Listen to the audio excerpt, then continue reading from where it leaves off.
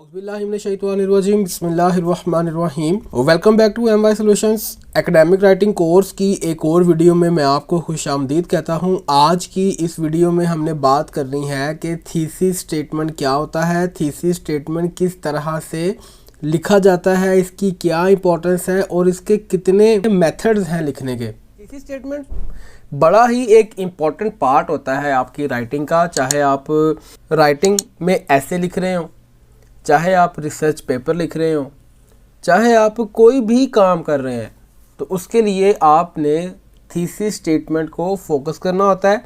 और thesis statement की base पर ही आप काम करते हैं कि जो आपने ये थीसिस में बातें आपने डिस्कस कर ली हैं, कंफर्म कर ली हैं, उन्हीं पर फोकस करते हुए हमने बात करनी है।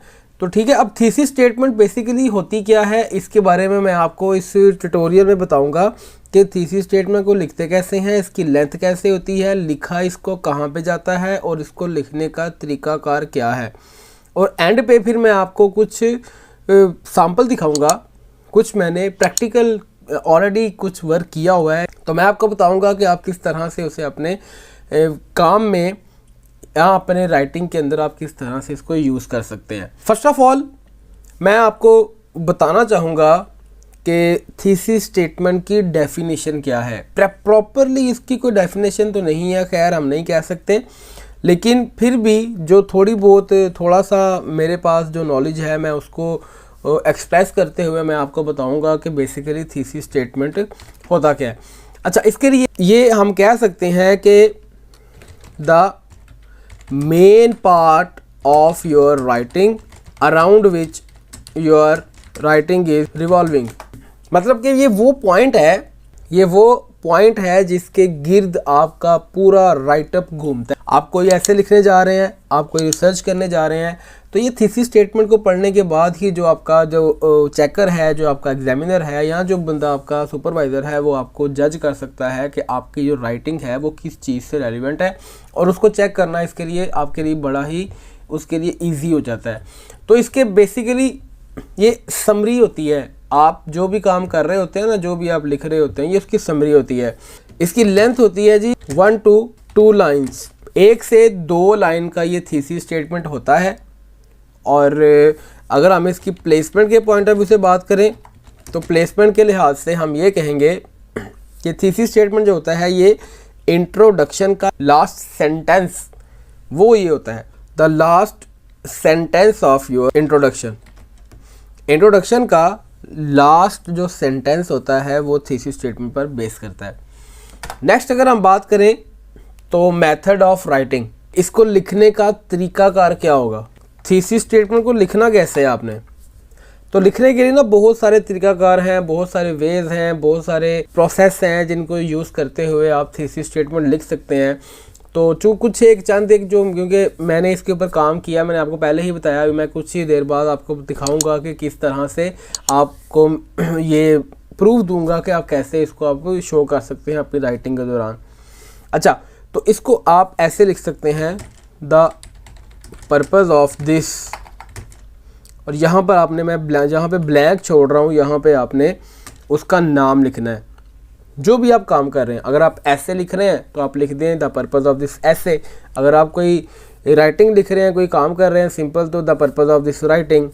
अगर आप कोई पेपर लिख रहे हैं, रिसर्च पेपर लिख रहे हैं, तो the purpose of this paper. तो इस तरह से आपने जो ब्लैंक है यहाँ पे आपने उसको फिल करना है, ऐसे पेपर या जो भी आप लिखना चाह रहे हैं वो आप यहाँ पे लिखेंगे। डिस्कस अबाउट द, और यहाँ पे आपने जो बात करनी है वो बात आप करेंगे।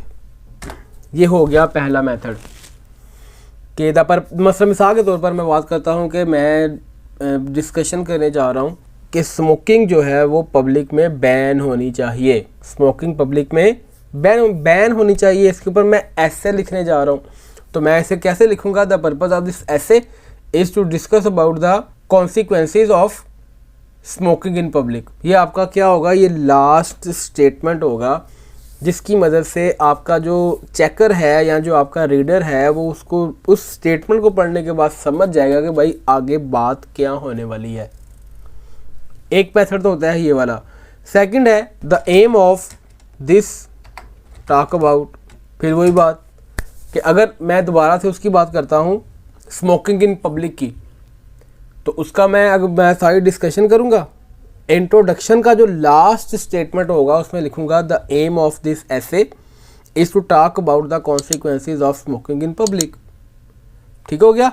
ये 2 एग्जाम्पल मैंने दिए हैं। एक और एग्जाम्पल आप यहाँ पर कोट कर सकते हैं, in this I will talk about the, इस तरह करके भी आप बात कर सकते हैं, इन दिस ऐसे I will talk about the consequences of smoking in public. ठीक है। इस तरह से मैं सिर्फ आपको ना एक हल्का सा ओवरव्यू दे रहा हूँ, हल्का सा आपको टच दे रहा हूँ कि यार आपने जब काम करना है ना, जब आपने अपना कोई थीसिस करना है, जब आपने अपनी कोई राइटिंग करनी है, तो उसके अंदर आपने थीसिस स्टेटमेंट को लाजमी शो करना है। अगर आप ये शो करेंगे तो इसका बेनिफिट आपको ये होगा कि आपको अच्छे मार्क्स मिल जाएंगे, आपको ईजीली जो आपका सुपरवाइज़र है वो आपके काम को अप्रूव कर देगा। नहीं तो अक्सर औक़ात ऐसे होता है कि काम अप्रूव नहीं हो पाते, बार बार चेंजेस, बार बार ये करो वो करो, मॉडिफाई करो, ये कर दो वो कर दो। तो उस चीज़ से बचने के लिए ना, अगर आपने अपने इंट्रोडक्शन के लास्ट पे ये स्टेटमेंट इस तरह से आपने ऐड कर दी होगी ना, तो इंशाल्लाह वो काम आपका एक्सेप्ट भी होगा और सुपरवाइज़र आपको पसंद भी करेगा आपके काम को। और शायद हो सकता है कि आपके काम को एज आ सैम्पल लोग अपने दूसरे स्टूडेंट्स को फॉरवर्ड करना शुरू कर दे कि भाई ये देखें इस तरह से आपने काम करना है। ठीक है। ये ओवरऑल थीसिस का मैंने थोड़ा सा आपको ओवरव्यू दिया कि थीसिस स्टेटमेंट कैसे लिखते हैं। अब यहाँ पर आपने करना क्या है मैं आपको कुछ दिखाता हूँ सैम्पल। अब हम बात करते हैं सैम्पल्स की। तो देखिए मैंने ये फर्स्ट एक ये मेरे पास है, ये क्या था, uses and importance of technology in education. ये मेरा टॉपिक था, इसके ऊपर मैंने ऐसे लिखा, आर्गूमेंटेटिव ऐसे या जो भी जैसा भी मेरे पास वो सिस्टम था, जो भी इसके रिक्वायरमेंट्स थी उसके लिहाज से मैंने ये ऐसे बनाया। अब ऐसे लिखने के बाद देखिए ये इंट्रोडक्शन लास्ट एंड हो रहा है यहाँ पे, तो एंड पे मैंने थीसिस स्टेटमेंट को ऐड कर दिया। The purpose of this essay is to discuss that technology has played a massive role in the development education which makes learning new technology a vital part of modern life. ठीक है। तो ये इसका thesis statement ये मैंने आपको यहाँ पर हाईलाइट करके आपको दिखा दिया है। आप चाहें तो बोल्ड भी कर लें, चाहें तो इसको इटैलिक भी कर लें, ताकि नज़र आए कि भाई इस चीज़ के ऊपर पूरा ऐसे बेस करता है। फिर एक और देखें, ये टॉपिक है मेरे पास सिविल राइट्स का। सिविल राइट्स का टॉपिक है, इसके ऊपर मैंने रिसर्च की है और ऐसे लिखा हुआ है, इसके ऊपर रिसर्च ऐसे लिखा हुआ है। तो यहाँ पर भी देखिए इसका इंट्रोडक्शन जहाँ पे एंड हो रहा है, उसके बाद मैंने लिखा है the study of history of civil rights as well as the importance and the reasons of violation of civil rights. तो ये सारी की सारी बात जो नीचे सारी मैंने डिस्कशन की है बॉडी पैराग्राफ्स के अंदर, और कंक्लूजन में वो सारी की सारी डिस्कशन मेरी बेस करती है इस एक थीसिस स्टेटमेंट के ऊपर। तो देखिए मैंने आपको बताया है कि जो भी थीसिस स्टेटमेंट होगा वो या तो 1 लाइन का होगा या फिर मैक्सिमम 2 लाइन्स का होता है। इससे ज़्यादा थीसिस अगर आप ना लिखें तो ही आपके लिए बेहतर है। फिर देखिए नंबर 3 पे ये टॉपिक है इमिग्रेशन एंड इंटरनेशनल ट्रेड। इसके ऊपर मैंने ऐसे लिखा, तो इमिग्रेशन एंड इंटरनेशनल ट्रेड के ऊपर जब मैंने बात की है तो मैंने इसके इंट्रोडक्शन के लास्ट पे फिर स्टेटमेंट को ऐड किया हुआ है, the study on impact of immigration as well as the international trade on the life of human beings.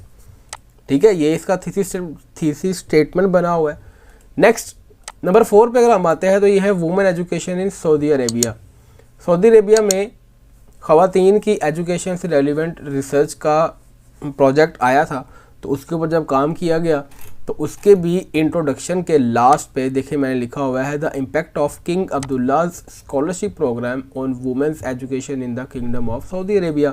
मतलब कि जो टॉपिक आपको मिला होता है ना, उस टॉपिक में से आपने अपना कोई टॉपिक निकालना होता है, कोई आपने अपना ही एक पॉइंट ऑफ व्यू प्रेजेंट करना होता है कि सर मैं जो बात करने जा रहा हूँ ना, वो मेरी बात इस चीज़ पर फोकस होती है, इस चीज़ पर बेस करती है। ठीक है। तो उम्मीद करता हूँ कि ये मैंने 4 आपको आपके सामने बनाकर दिखाए हैं। ये नंबर 1 है, ये नंबर 2 है, नंबर 3, 4 एंड ये 4 मैंने आपको बना के दिखाए हैं। और ये ओवरऑल मैंने आपको दिखाया है कि किस तरह से थीसिस स्टेटमेंट बेसिकली कैसे आप लिख सकते हैं। जी उम्मीद करता हूँ आपको आज की वीडियो भी पसंद आई होगी। हमेशा की तरह वीडियो को लाइक करें, एक अच्छा सा कमेंट करें और चैनल को सब्सक्राइब कीजिए, बेल आइकॉन पे क्लिक कीजिए। मिलते हैं एक और वीडियो में, तब तक के लिए अल्लाह हाफिज़।